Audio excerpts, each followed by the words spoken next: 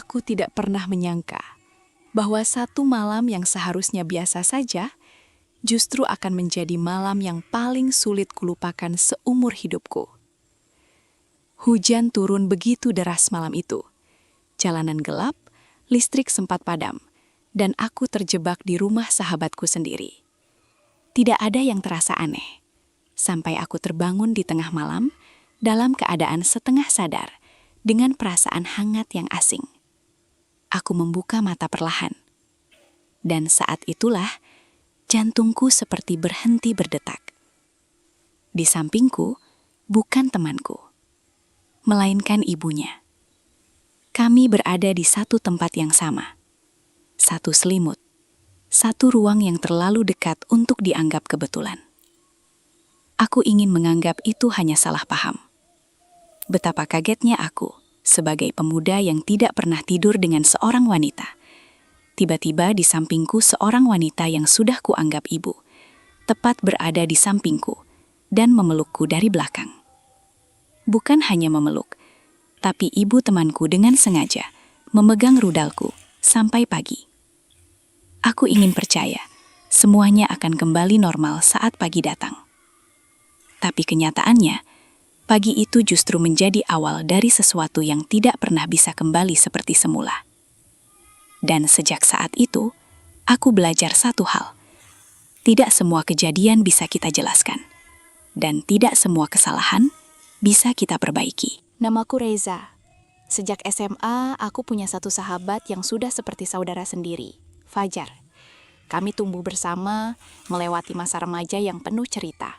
Dari bolos sekolah, sampai begadang bareng hanya untuk hal-hal tidak penting.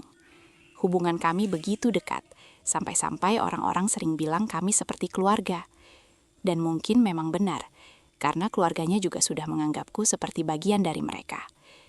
Rumah Fajar bukan tempat yang asing bagiku. Hampir setiap minggu aku datang ke sana.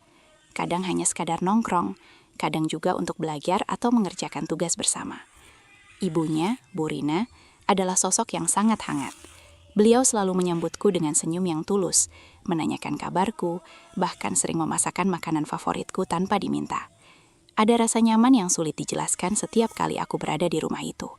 Seolah-olah aku benar-benar punya rumah kedua. Reza, makan dulu ya, jangan cuma nongkrong aja. Suara Bu Rina selalu terdengar dari dapur setiap kali aku datang. Aku hanya bisa tersenyum. Ya Bu, makasih. Semua terasa normal. Tidak ada yang aneh. Tidak ada yang salah. Sampai malam itu datang. Hari itu sebenarnya tidak ada rencana khusus. Aku datang ke rumah Fajar seperti biasa. Kami menghabiskan waktu dengan bermain game, bercanda, dan sesekali membahas hal-hal yang tidak penting. Waktu terasa cepat berlalu. Tanpa sadar, malam sudah semakin larut. Di luar, hujan mulai turun. Awalnya hanya rintik, tapi lama-lama berubah menjadi deras, bahkan disertai angin yang cukup kencang. Suara air menghantam atap rumah terdengar jelas, menciptakan suasana yang tenang sekaligus sedikit mencekam.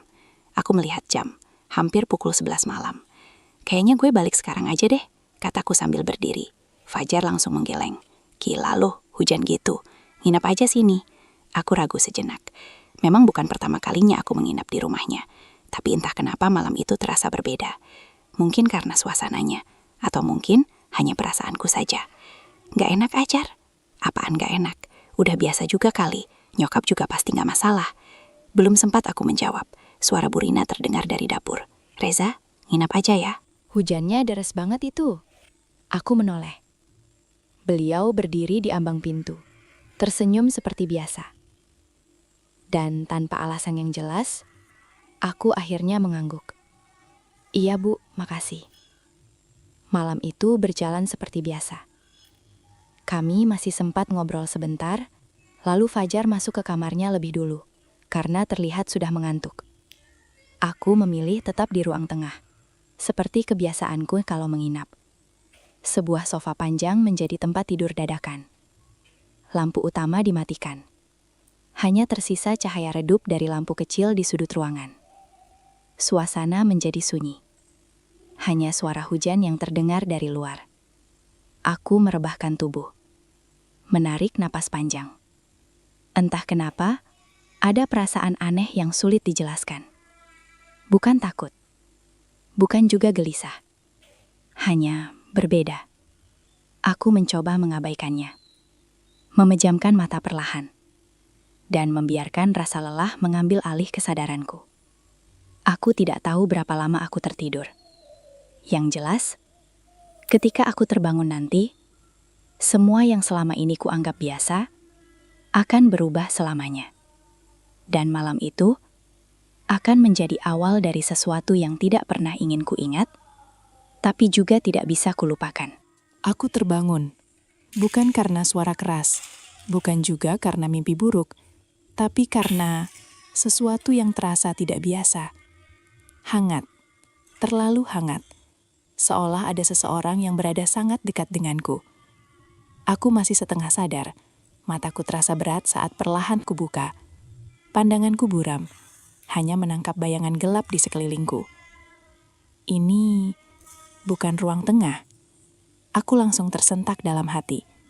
Aku tidak lagi merasakan permukaan sofa yang keras. Yang kurasakan justru kasur yang empuk, dengan aroma yang asing tapi samar-samar familiar. Jantungku mulai berdetak lebih cepat. Aku menoleh perlahan ke samping. Dan saat itulah, dunia seolah berhenti. Seseorang sedang berbaring di sampingku, dengan jarak yang terlalu dekat untuk disebut kebetulan. Aku menahan napas, mencoba memastikan apa yang kulihat. Dan ketika mataku mulai terbiasa dengan gelap, aku mengenali wajah itu. Bu Rina. Aku langsung bangun dengan refleks. Bu, suaraku parau, nyaris tak terdengar. Wanita di sampingku itu ikut terbangun, terlihat kaget.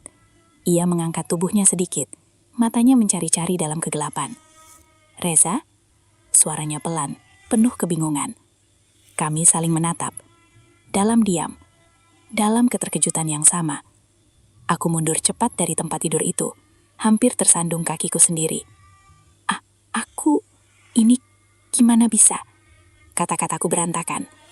Bu Lina terlihat sama paniknya. Ia langsung merapikan selimutnya, duduk dengan wajah pucat. Saya kira kamu Fajar, bisiknya pelan. Kalimat itu membuat dadaku terasa sesak. Aku menelan ludah. Otakku mencoba mencerna situasi ini. Aku tidur di ruang tengah, Fajar di kamarnya. Lalu, bagaimana aku bisa ada di sini? Dan lebih parah lagi, kenapa aku berada di kamar Bu Rina? Hujan masih turun di luar. Suara rintiknya kini terasa jauh lebih keras di telingaku, seolah menjadi latar dari kekacauan yang baru saja terjadi. Maaf, saya gak tahu. Lanjutnya, suaranya mulai bergetar. Aku menggeleng cepat. Bukan, Bu. Ini pasti salah paham. Tapi bahkan aku sendiri tidak yakin dengan ucapanku. Karena situasi ini terlalu sulit untuk dijelaskan. Terlalu janggal untuk disebut kebetulan biasa. Kami terdiam lagi. Beberapa detik terasa seperti berjam-jam. Tidak ada yang tahu harus berkata apa. Tidak ada yang tahu harus berbuat apa. Sampai akhirnya aku memaksakan diri berdiri. Aku balik ke ruang tengah aja, Bu. Tanpa menunggu jawaban, aku langsung melangkah keluar dari kamar itu. Langkahku cepat, jantungku masih berdegup kencang. Tanganku sedikit gemetar saat menyentuh gagang pintu ruang tengah. Begitu aku sampai di sana, aku langsung duduk, menunduk, mencoba mengatur napas. Ini tidak masuk akal. Semuanya terasa seperti mimpi, tapi terlalu nyata untuk diabaikan. Aku menatap sofa tempatku tidur tadi. Kosong. Bantal masih di sana. Selimut masih berantakan. Artinya, aku memang tidur di sini.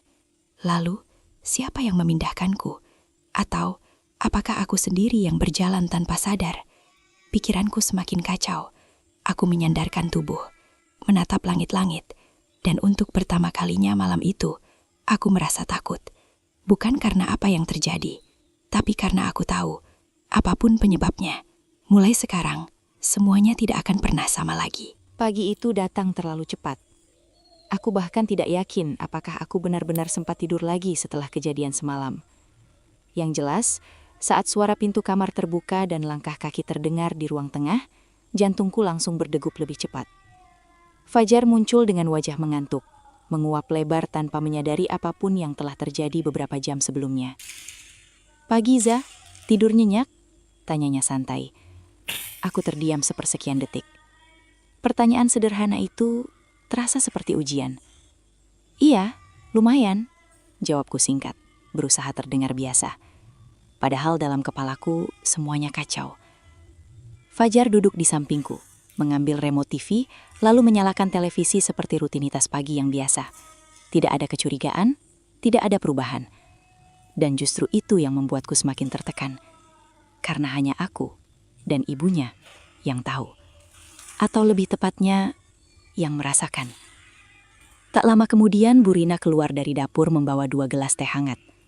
Langkahnya pelan. Tatapannya menghindar. Ia tidak menatapku, bahkan tidak sekalipun. Ini diminum dulu, Jar. Reza, katanya pelan. Suaranya terdengar normal, terlalu normal. Seolah-olah tidak terjadi apa-apa semalam. Aku menerima gelas itu dengan tangan sedikit gemetar. Terima kasih, Bu. Untuk sesaat, jari kami hampir bersentuhan. Dan disitulah aku merasakan sesuatu yang membuat dadaku sesak. Ketegangan, kecanggungan, dan rasa bersalah yang begitu nyata. Aku langsung menarik tanganku, menunduk, berusaha menyembunyikan semuanya. Hari itu aku pulang lebih cepat dari biasanya. Aku tidak tahan berada di sana terlalu lama. Setiap sudut rumah itu terasa berbeda sekarang. Setiap interaksi terasa canggung. Dan setiap detik terasa seperti bom waktu. Sepanjang perjalanan pulang, pikiranku terus berputar. Apa yang sebenarnya terjadi semalam? Apakah benar hanya kesalahpahaman? Atau ada sesuatu yang lebih dari itu? Dan yang paling mengganggu, kenapa perasaan itu masih tertinggal? Hari-hari berikutnya, aku mulai menjauh. Aku jarang datang ke rumah Fajar. Alasannya sederhana, sibuk. Tapi sebenarnya, aku hanya ingin menghindar. Menghindari situasi, menghindari tatapan, dan mungkin menghindari diriku sendiri. Namun semakin aku mencoba menjauh, semakin kuat bayangan itu kembali. Malam itu, suasana itu, dan momen singkat yang tidak seharusnya terjadi. Aku mulai sulit fokus, sulit tidur. Bahkan beberapa kali aku terbangun di malam hari dengan pikiran yang sama. Sampai akhirnya, pesan masuk ke ponselku. Dari nomor yang sangat kukenal. Bu Rina. Jantungku langsung berdegup lebih cepat saat melihat nama itu muncul di layar. Aku ragu untuk membuka, tapi tanganku bergerak sendiri. Pesannya singkat. Reza, kita perlu bicara. Aku menatap layar ponsel cukup lama. Perasaan tidak enak langsung muncul. Ini dia. Momen yang selama ini kutakuti, akhirnya datang. Aku tidak bisa terus menghindar. Tidak bisa terus berpura-pura. Karena ternyata, dia juga tidak bisa melupakan. Malam itu, aku berdiri di depan rumah Fajar. Rumah yang dulu terasa nyaman, kini justru membuatku gelisah. Lampu teras menyala redup. Pintu sedikit terbuka, seolah menungguku. Aku menarik napas panjang, lalu melangkah masuk. Dan saat aku melihat Bu Rina berdiri di ruang tengah, dengan wajah serius yang belum pernah kulihat sebelumnya, aku tahu, apapun yang akan terjadi setelah ini, akan jauh lebih rumit daripada yang kubayangkan. Dan ternyata, aku tidak salah. Begitu pintuku tutup di belakangku, suasana langsung terasa berat. Tidak ada suara televisi, tidak ada suara Fajar. Rumah itu terlalu sepi. Fajar kemana, Bu?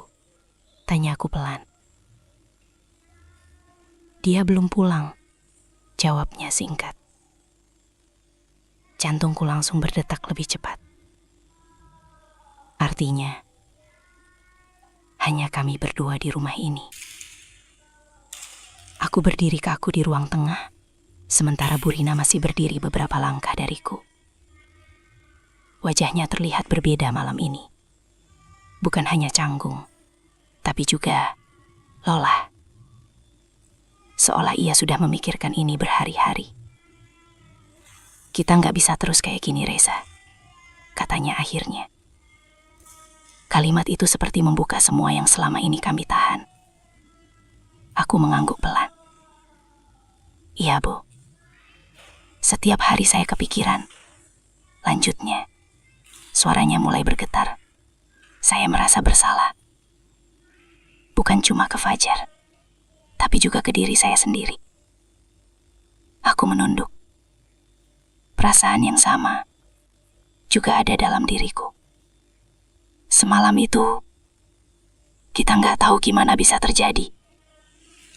Kataku pelan, mencoba menenangkan situasi. Tapi tetap saja itu salah. Bu Rina menutup matanya sejenak. Air mata mulai terlihat di sudut matanya. Yang lebih saya takutkan, bukan masa lalu. Katanya lirik. Tapi, kalau ini berlanjut, aku langsung mengangkat kepala. Menatapnya. Berlanjut. Ia tidak langsung menjawab. Hanya menatapku. Lama. Dan tatapan itu membuat dadaku terasa sesak. Karena untuk pertama kalinya, aku sadar ini bukan hanya tentang kesalahpahaman. Ini tentang sesuatu yang lebih berbahaya. Perasaan.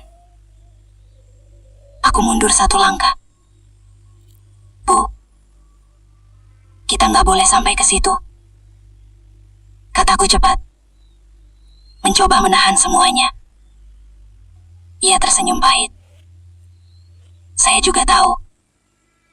Tapi perasaan itu nggak selalu bisa diatur, Reza. Kalimat itu menjadi titik di mana semuanya terasa semakin sulit. Aku mengusap wajahku. Pusing. Bingung. Terjebak. Di satu sisi aku tahu ini salah. Di sisi lain, ada sesuatu yang tidak bisa kujelaskan. Dan justru itu yang membuatku takut. Tiba-tiba, suara motor terdengar dari luar. Kami berdua langsung tersentak. Fajar. Refleks. Kami saling menjauh. Seolah ada garis tak terlihat yang harus segera dipulihkan.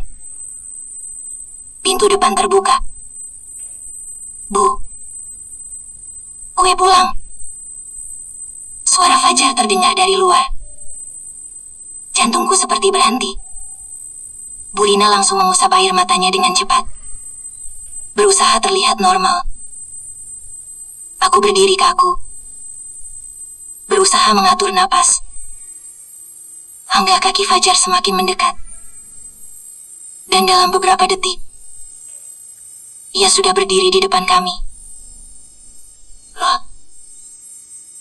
Reza, tumben kesini lagi. Katanya santai. Aku Memaksakan senyum. Iya, lagi pengen main aja. Fajar mengangguk, lalu melirik ke arah ibunya. Bu, tadi kenapa? Kok mukanya merah gitu?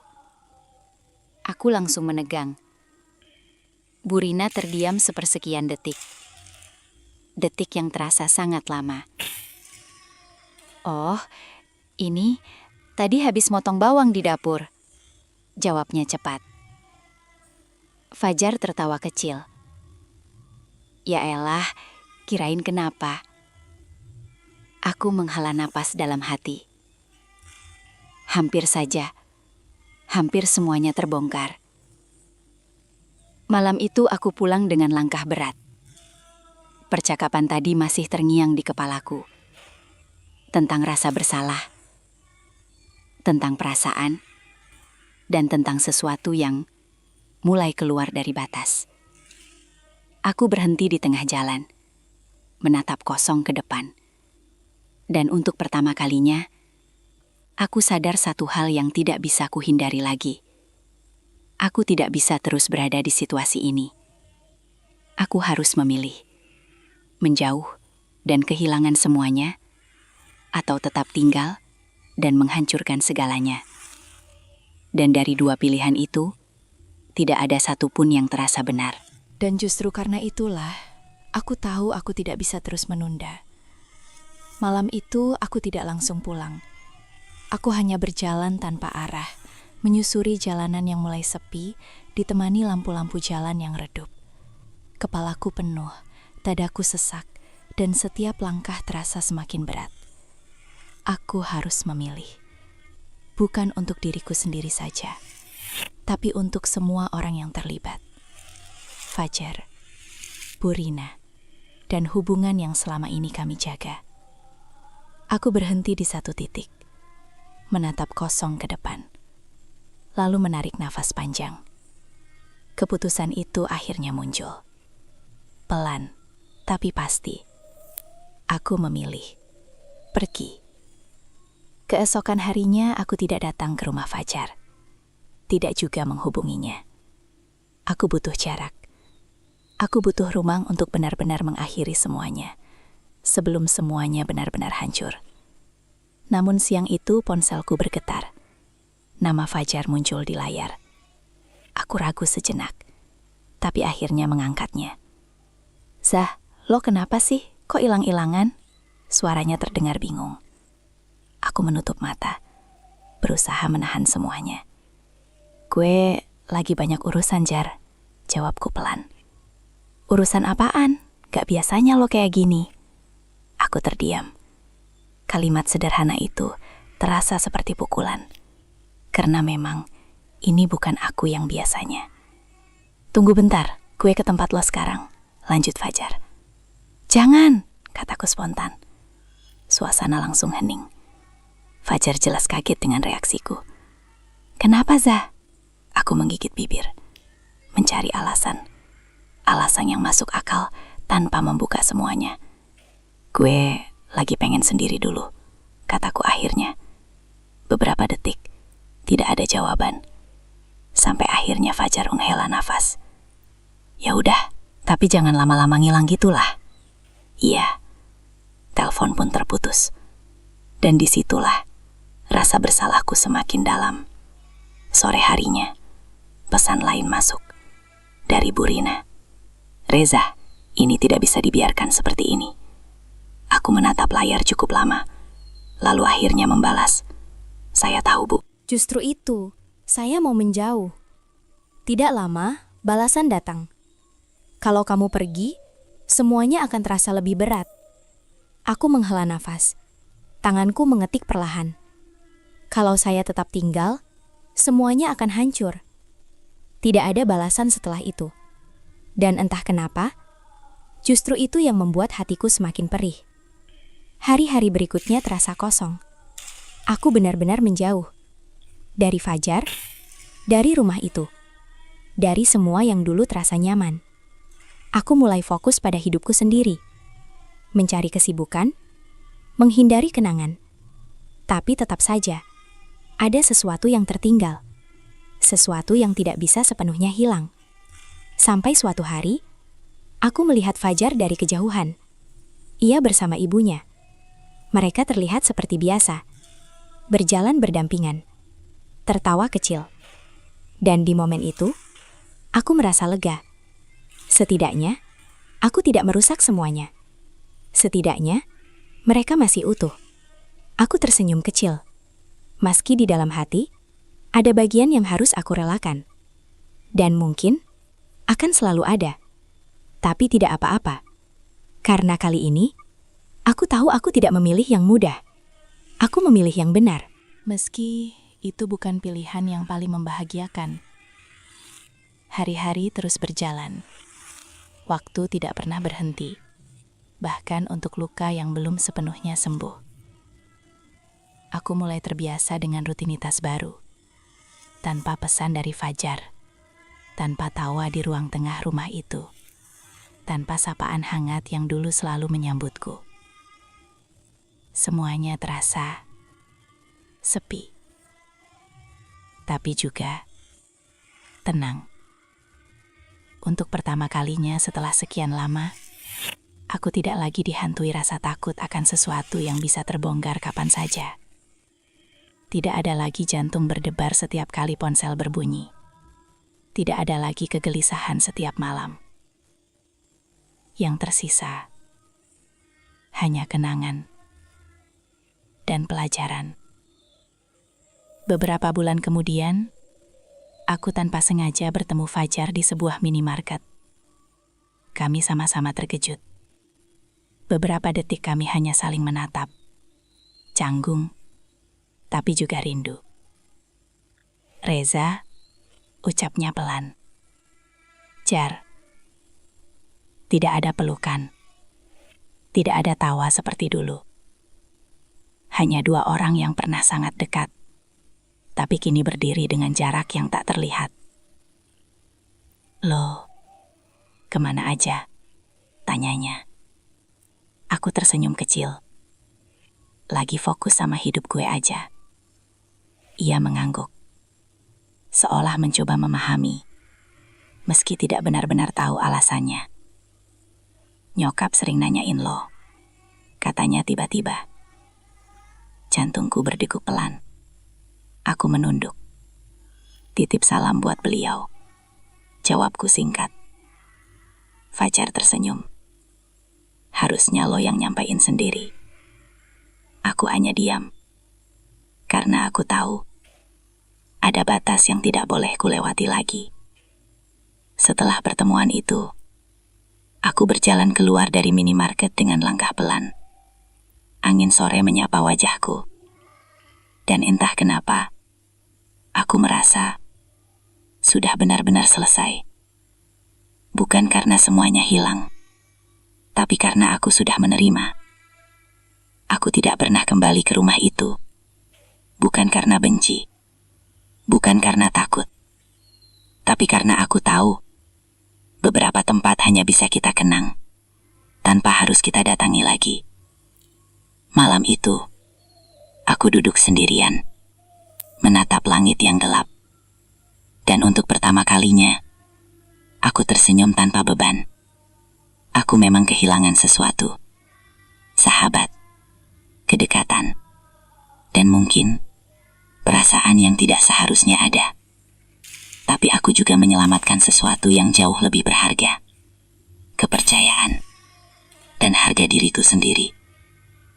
Jika aku bisa kembali ke malam itu, mungkin aku tetap tidak akan bisa menghindarinya. Karena hidup kadang membawa kita ke situasi yang tidak kita pilih. Tapi satu hal yang pasti, kita selalu punya pilihan tentang bagaimana kita menyelesaikannya. Dan aku memilih untuk tidak menghancurkan apa yang tidak seharusnya rusak. Karena pada Akhirnya, bukan tentang seberapa besar kesalahan yang pernah kita buat, tapi tentang seberapa berani kita memperbaikinya. Meski harus kehilangan sesuatu yang kita sayang.